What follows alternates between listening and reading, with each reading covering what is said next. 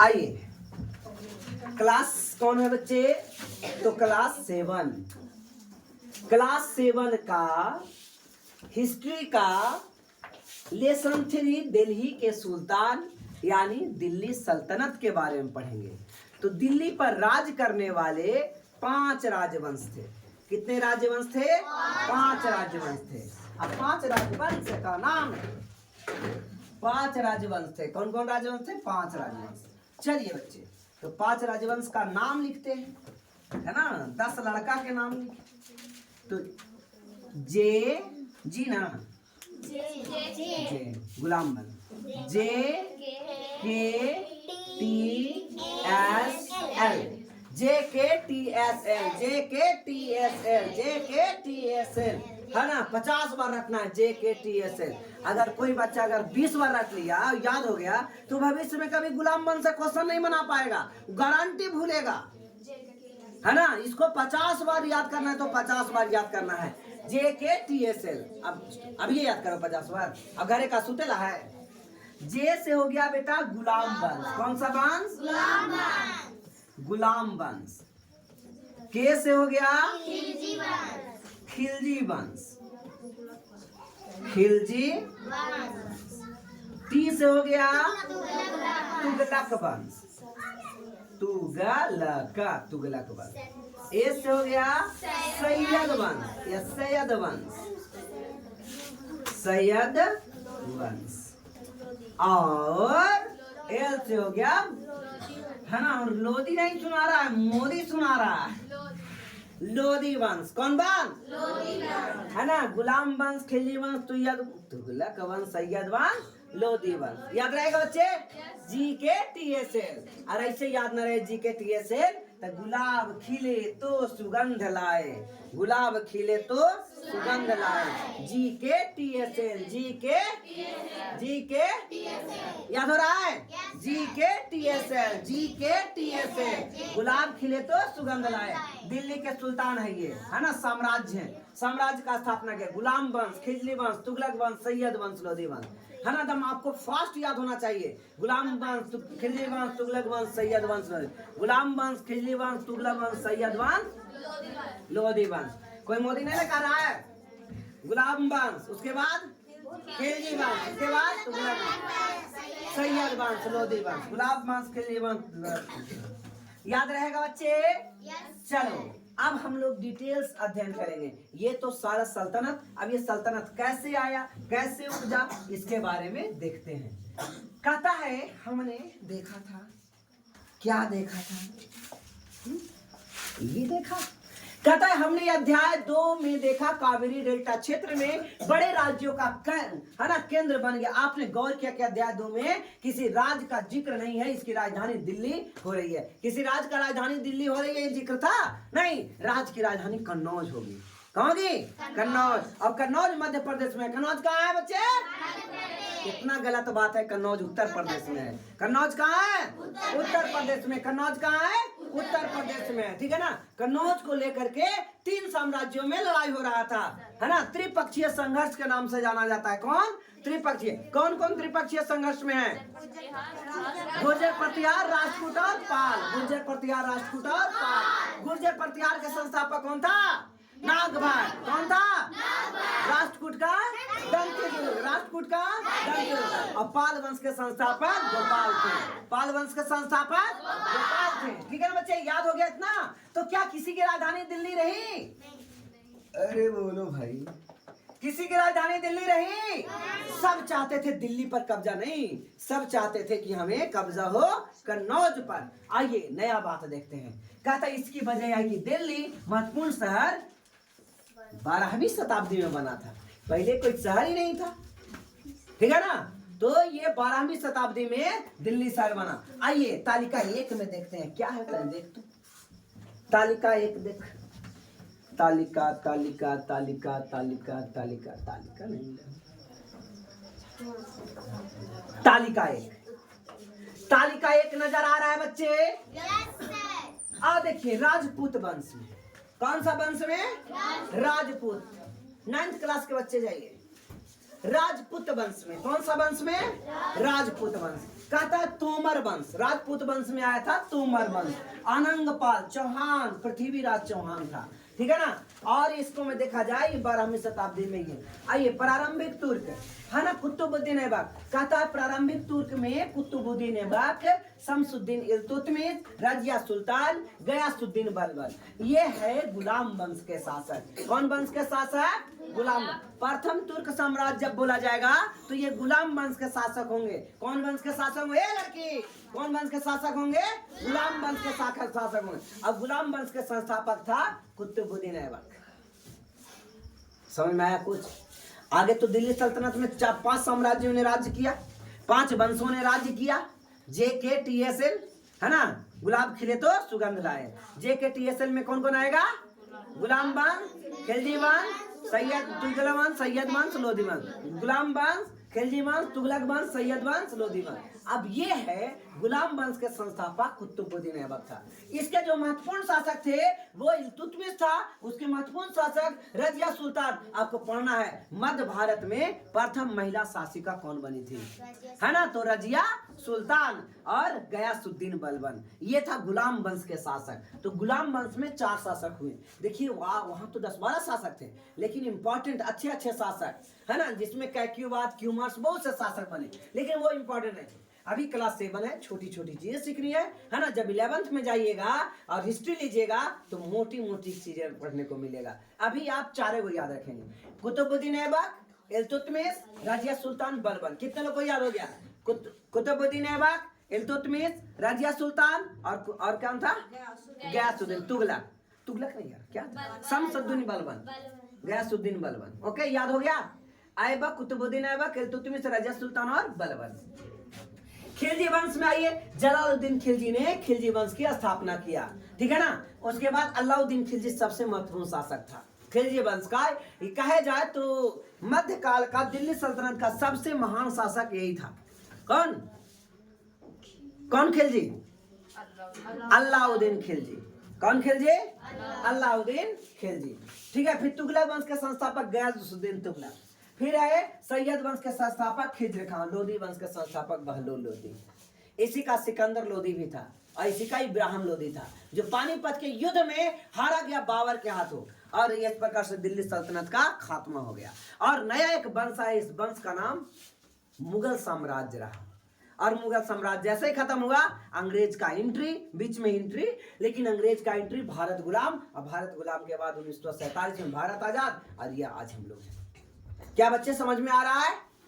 तो इसके बाद समझ में आ रहा है ये तो कौन कौन संस्थापक थे आप बच्चे लिख लोगे। देखिए वीडियोस आपको मिल जाते हैं, शाम के 4 बजे तक वीडियो आपको डेली मिल जाया करेगा। आज सुबह में पढ़ाएंगे, शाम के 4 बजे तक वीडियो अपलोड हो जाती है, ठीक है ना। आप ये देखोगे कि जो चीज लिखना है वीडियो को पॉज कीजिए और मेरा हटने का इंतजार कीजिए, ठीक है। पॉज करके हटेंगे क्या? वो तो ऐसे रहेंगे तो ऐसे रह जाएंगे, है ना। आइए तो हाँ, हमको नहीं, चलिए समझ में आए बच्चे। और ये सभी लिखने याद करने। कुतुबुद्दीन ऐबक कब से कब तक राज किया? तो 1206 से 1210 तक। इल्तुतमिश 1210 से 36 तक। फिर ये गयासुद्दीन इल्तुतमिश, है ना, सॉरी, रजिया सुल्तान 36 से 40। अब देखिए 40 से 60 तक कौन रहा? कोई तो रहा होगा, है ना। इंपॉर्टेंट शासक की चर्चा है, तो इस प्रकार से आप ये याद कर सकते हो, ठीक है बच्चे। तुर्क यानी पहला में क्या था? गुलाम वंश। गुलाम वंश कब से कब तक गद्दी पर बैठा? आपको मैंने एक जगह छोड़ने के लिए कहा था, याद है कि गुलाम वंश लिखना, उसके बाद नीचे लिखना, याद है क्या लिखना नीचे? खिलजी वंश, तुगलक वंश, सैयद वंश, लोधी वंश। तब गुलाम वंश के बगलों में जगह बचल है ना, उसको मैं ये वाला लिखिए लाइन 1206 से 1290। 1206 से 1290 गुलाम वंश, 1206 से 1290 गुलाम वंश, 1206 से 1290।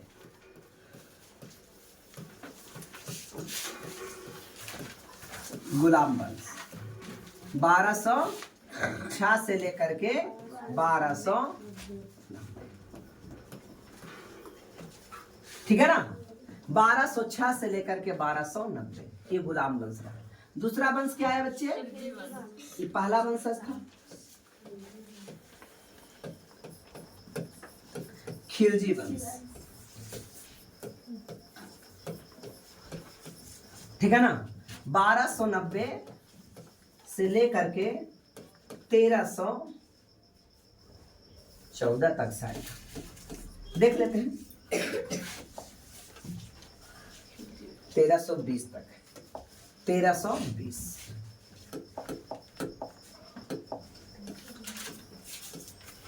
हो गया। दो लिख लिए, गुलाम वंश, खिलजी वंश। उसके बाद तीसरा कौन था सब बच्चे? तुगलक वंश। याददाश्त शक्ति जानते हो कैसे बढ़ता है? कौन कौन जानता है? 1320 से लेकर के, ठीक है ना, 1400 कितना आ रहा है? 1320 से लेकर के 1414,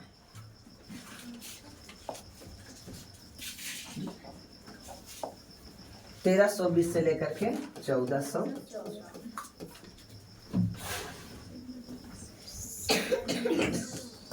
फिर कौन सा वंश? सैयद वंश, सैयद वंश। ये हो गया 1414 से लेकर के 1451। अब पांचवा में कौन सा वंश बेटा? लोधी वंश, लोधी वंश, ठीक है ना। ये 1451 से लेकर के 1526 तक। पानीपत की युद्ध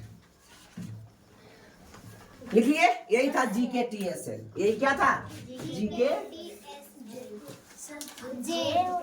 अरे जी है रे, तब मैं गुलाम हूँ। अच्छा ठीक है, जेके टीएसएल, ठीक है बच्चे, लिख लिए। 8:40 हो गया, आज भी एग्जाम है। जीके टीएसएल लिख लिए सब लोग? कितने लोग याद करके आए थे? ये डेटा भी याद कर लेंगे। 1206 से 1210, 90, फिर 1290 से 1220, 1220 से 1414, 1414 से 1451, 1451 से, है ना, 1400, 1526 तक। कितने लोग को याद हो गया? हाथ उठाइए। एगो तुम खड़े हो जाओ।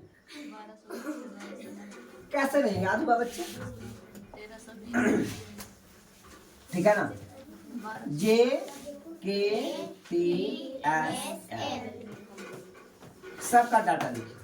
तो ये है 1206 से लेकर के 1290 से लेकर के 1320 से लेकर के 1414 से लेकर के 1451, 1451 से लेकर के। कितने लोग को याद हो गया? हाथ उठाइए, बताइए। एक बार मेरे को हाथ नहीं उठाया, अभी सब हाथ उठा। हाँ, और लोग हाथ काहे नहीं उठाते हैं? भतरा गया है दिमाग है? घर पढ़ोगे नहीं तो क्या होगा? ठीक है बच्चे, आगे बढ़ा जाए।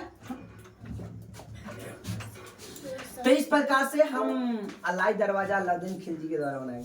आओ आओ बच्चे, फिर से दिखाएं आपको।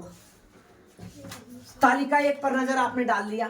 पहल तोमर राजपूत के काल में दिल्ली किस साम्राज्य की राजधानी बनी? 12वीं सदी के मध्य में तोमर को अजमेर के चौहान चाहमहान के नाम से जाने जाते थे, ने परास्त किया और तोमरों और चौहानों के राजकाल में ही दिल्ली वाणिज्यिक रूप से केंद्र बन गया था, पैसे कौड़ी के मामले में, ठीक है ना। और इस प्रकार से देखा जाए, इस शहर में बहुत सारे समृद्धशाली जैन व्यापारी थे, जो जैन व्यापारी थे, है ना, जिन्होंने अनेक मंदिरों का निर्माण करवाया।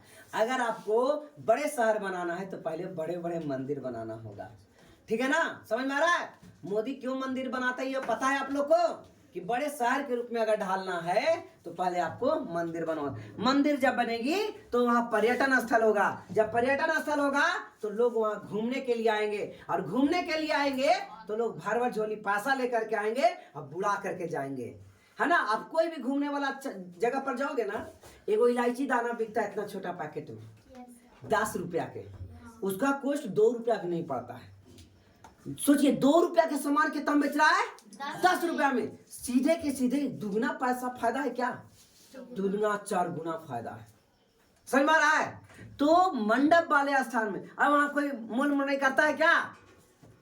बोलिए, आप वैसे पूजा स्थल पर जाते हो, मोल मलाई करते हो, है ना? नारियल, एक वो नारियल आपको 25-30 रुपए मिलेगा। अरे जो नारियल, कच्चा नारियल बेचते रहता है 10 रुपए गोला, 10 रुपए गोला। अरे कच्चा नारियल, पानी वाला नारियल, वही नारियल 10 रुपए। और मार्केट में वहां जाइए तब 55 रुपए और 60 रुपए और 30 रुपए और 50। अच्छा, सब चीज का तो रेट फिक्स रहता है, नारियल का रेट 7 रुपए कहीं फिक्स है? हाँ, ये सोमवारी के गए कम भीड़ है, नारियल 20 रुपए। अगला सोमवारी गए भीड़ ज्यादा, नारियल 30 रुपए।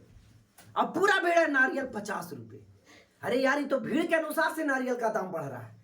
तो पर्यटन स्थल पे सबसे ज्यादा क्या होती है? पैसे वहां भर भर के आते हैं, है ना? जो जिंदगी में कभी नहीं। मेरे एक स्टूडेंट था जिसका नाम बाकेजार का था, ठीक है, मतलब गांव में रहता, कोचिंग में पढ़ता था 11-12 में, नाम याद नहीं आ रही है, नहीं वो अपनी मम्मी पापा से पढ़ाई करता है कि हम बचपन से आज तक के, जब से मैं होश संभाला तब से 1 रुपया नहीं लिया, और अपने आप बिजनेस भी खड़ा कर लिया। बहुत बड़ा वो मतलब प्रिंटर मशीन ये सब रखे हुए हैं, ठीक है ना? छोटा छोटा प्रिंटर नहीं, शादी का कार्ड ये सब बनाता है, ठीक है? वो बोला क्या, उसकी बात को समझिएगा।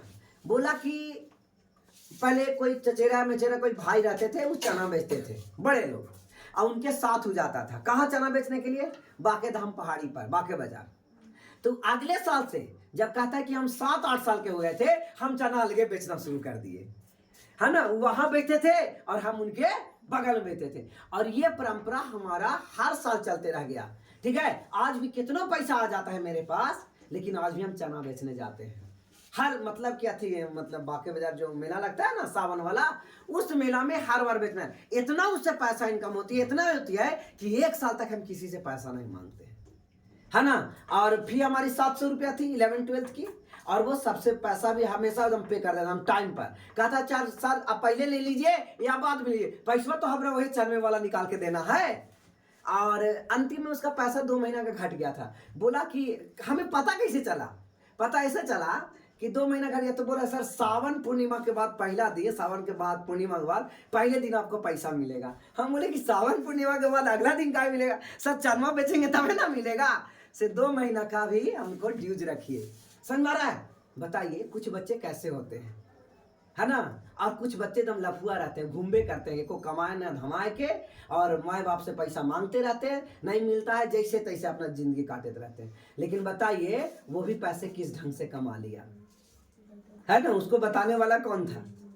अच्छा बताइए, तो हमारा सिलेबस क्या है?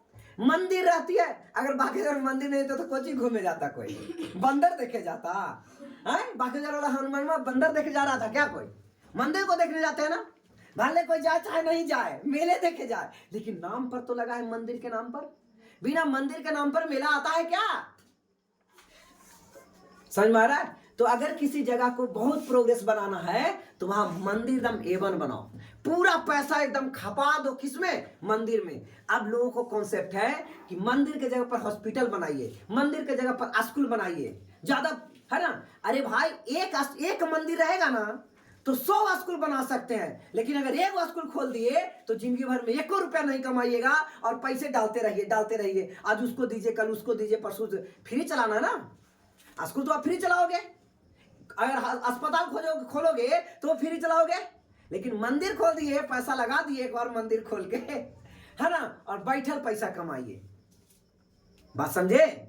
तो मंदिर है जो 100 अस्पताल को चला सकता है, एक मंदिर 100 स्कूल को चला सकता है, 100 कॉलेज को, और कितना को रोजगार दे सकता है।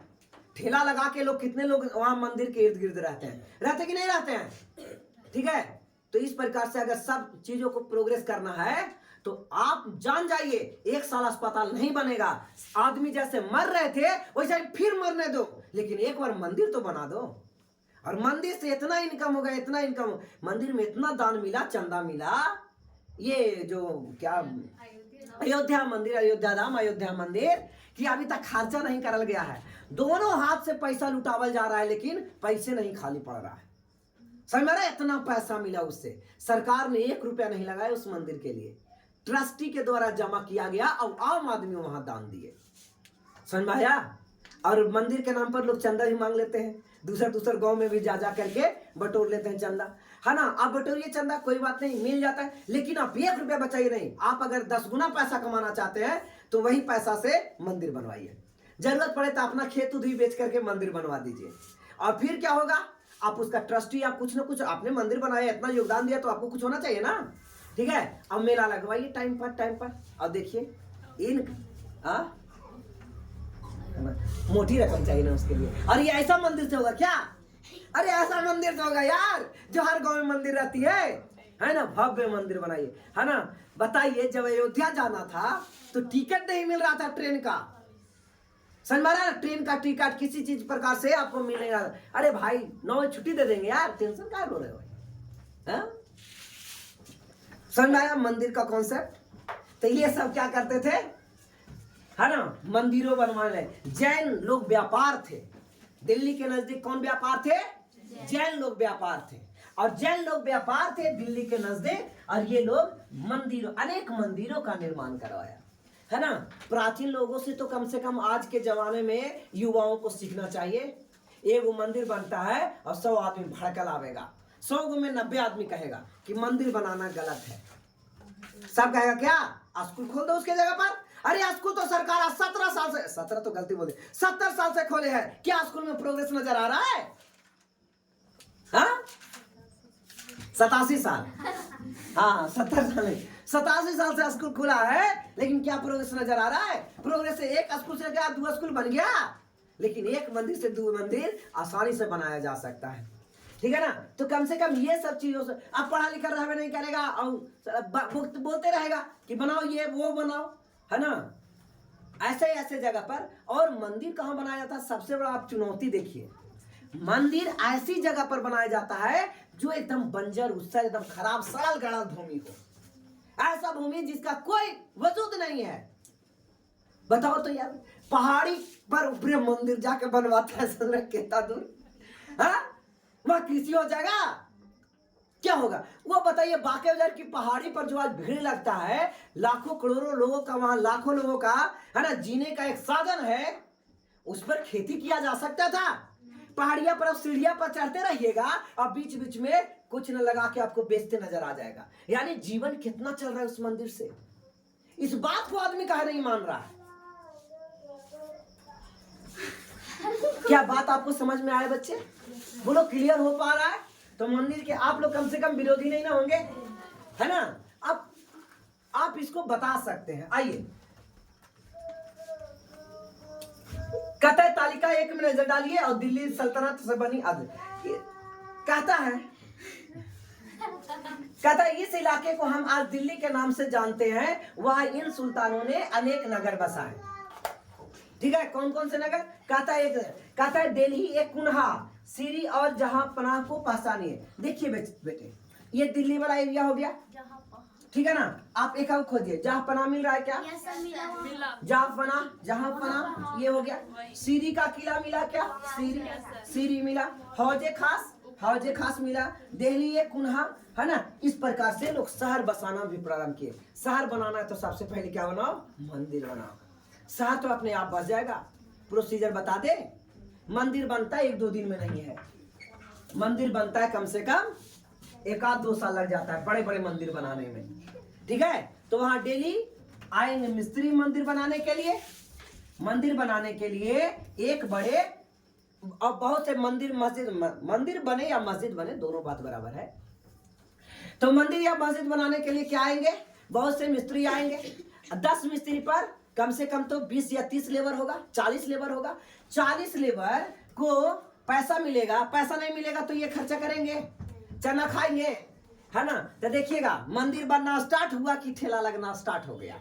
सबसे पहला ठेला लगेगा। आइए ठेला पर आइए, है ना भाई साहब, अरे आइए काम करके थोड़ा चना, अरे बड़ी थकन है भाई, तनी चाय पिला दो, है ना, तनी चना दे दो, ठीक है, तनी भुट्टा दे दो, मक्का, जो भी चीजें हैं। ऐसे करते करते ये मंदिर बन रही। अरे भाई 1-2 दिन की बात नहीं ना, साल 2 साल 3 साल मंदिर बनेगी। अब ये इतना दिन से रहते रहते बोर हो गया, है ना, घरे जाना नहीं सोच रहा है, भीड़ तो लग रहे हैं। एक तंबू डाल दिया, आगे ठेला पीछे तंबू, रात में एक ससुर सुत गया। अब एक कहते कि अब घर में बच्चा को, आप पहले बच्चा घर में नहीं पढ़ता था, पैसा इसके पास नहीं था तो बच्चा कहां से पढ़ता। अब इसमें जब पैसा आ गया तो ये लोग गार्जियन अपने बच्चे को ट्यूशन वगैरह पढ़वाना शुरू कर दिए। ठीक है, फिर धीरे धीरे ऐसे देखा कि रे ओकर बचवा पहले खेलता था, अब वो अच्छा जगह पढ़ रहा है, चलते हम भी मंदिर पास। अब एक और ठेला उधर से डोलिया रे, एक बगल में गाँव ठेला है, ये समोसा का ठेला लगाया था, ये तो पानी पूरी का ठेला लगाएगा, है ना। फिर उस गांव से अरे यहाँ तो स्थिति अच्छा होते जा रहा है लोगों को, यानी कि ज्यादा फायदा है, एक और ठेला और पीछे तंबू, धीरे धीरे समझ में आ रहा है, ठेला तंबू ठेला तंबू ठेला तंबू, ऐसे करते करते एक गांव का रूप ले लिया, है ना। पीछे पीछे घर बनते गया और आगे दुकान बनते गया। अब कोई रात्रि में सब यही रहे, एक आदमी के दो जगह घर होता है ना। जैसे किसी आदमी को आपके गांव में घर होगा और उसी आदमी को शहर में भी घर होगा, गया में, पटना में, कहीं कहीं। ठीक है, तो वो आया कैसे, यही कॉन्सेप्ट को लेकर के वो लोग आए। अब ये क्या हो गया, पहले से ये बंजर उसर भूमि थी, इस वैल्यू इसका कोई नहीं था, तो काम ईश्वर का ठेला का खत्म हो जाए क्या। अरे मंदिर के अभी मजदूर खा रहे हैं, ठीक है, अभी मंदिर के मिस्त्री खा रहा है, मंदिर बनने वाला आ रहा है वो देख रहा है, और मंदिरवा जब बन जाएगा तब पर्यटन लोग आएगा, अरे ये तो सबसे अमीर आदमी बनेगा यार, है ना। मजदूर तो काम करके वहां से कट लेगा, लेकिन ये टिक गया, ठीक है, ये इसका भविष्य बन गया। आई बात समझ में। आज जाते हो बोध गया तो देखते हो ठेला कितना लगा रहता है, समझो सब कितना पैसा कमाता होगा आप लोग को समझ में। कोई ऐसा आदमी है, लड़का तो कभी नहीं हो खरीदे, कोई ऐसा लड़की है जो वहां जाए और कुछ ना खरीदे, माला ना खरीदे तो कुछ ना खरीदे, ऐसा कोई है ना, कोई नहीं है ना। गेला के बाद गारंटी खरीदेगा, है ना, ये वो कुछ भी कहा नहीं खरीदे। कौन वहां जाता है घर से पूरी लेके जाता है और जाएगा वहां पानी पूरी ना खाए, ऐसा होगा।